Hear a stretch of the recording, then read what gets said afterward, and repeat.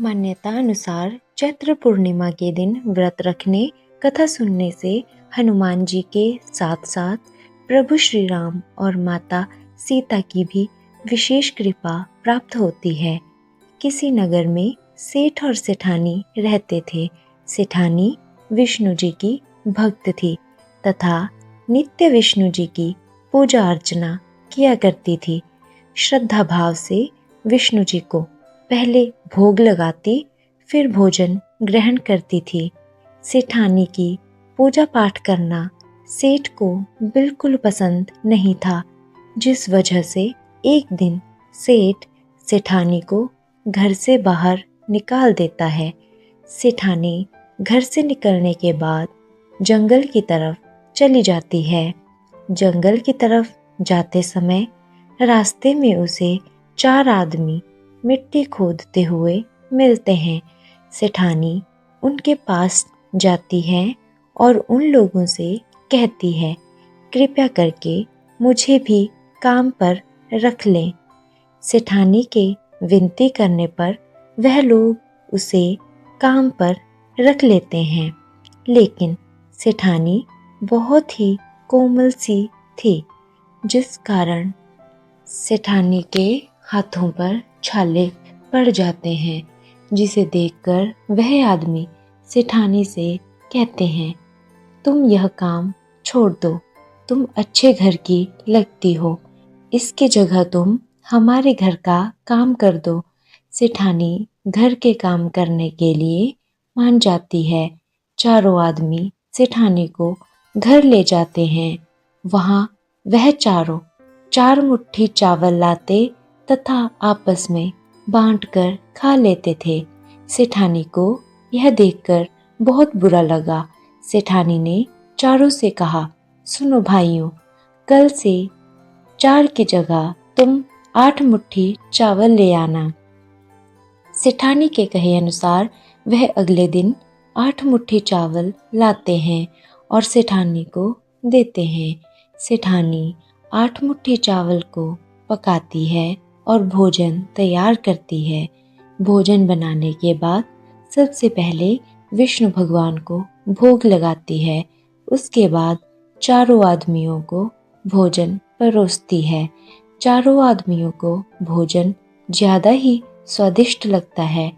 वह सेठानी से कहते हैं, वाह बहन, तुमने आज भोजन बहुत ही स्वादिष्ट बनाया है।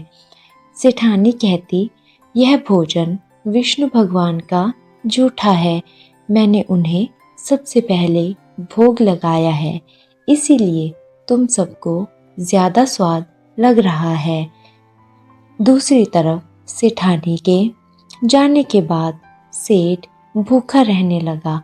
आसपास के सारे लोग उसे देखकर ताने देते थे, यह आदमी तो अपनी पत्नी की वजह से ही भोजन किया करता था।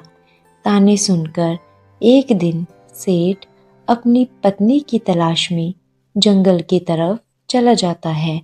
जंगल की तरफ जाते समय सेठ को भी वह 4 आदमी मिट्टी खोदते नजर आते हैं। सेठ उनके पास जाकर कहता है, सुनो भाई, क्या तुम मुझे भी काम पर रख सकते हो?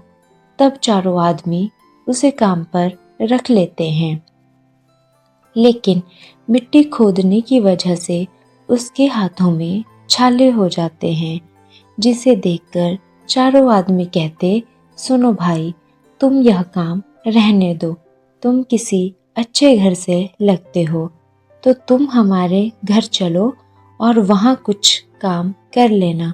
सेठ उनकी बात मानकर उनके घर चला जाता है।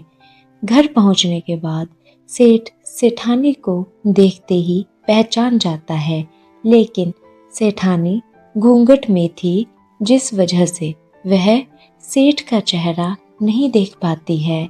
हर दिन की तरह सेठानी विष्णु जी को भोग लगाकर सभी को भोजन परोसने लगती है।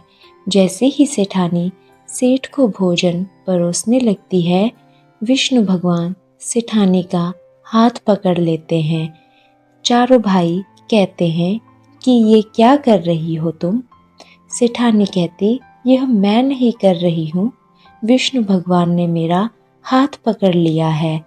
तब चारों भाई कहते, तो हमें भी विष्णु जी का दर्शन करवाओ। ऐसा कहने पर सेठानी विष्णु जी से हाथ जोड़कर प्रार्थना करने लगती है, हे प्रभु, आप मेरी तरह इन्हें भी दर्शन देने की कृपा करें। सेठानी की पुकार से विष्णु भगवान प्रकट होते हैं और उन सबको दर्शन देते हैं। यह देखकर सेठ सेठानी से माफ़ी मांगता है और अपने घर साथ चलने को कहता है। तब चारों भाई सेठानी को बहन मानकर साथ में धन देकर विदा करते हैं। अब सेठ भी विष्णु जी का भक्त बन जाता है और उनकी पूजा श्रद्धा से करने लगता है। ऐसा करने से उसके घर फिर से धन धान्य संपदा बढ़ने लगती है तथा सुखी जीवन की शुरुआत होती है।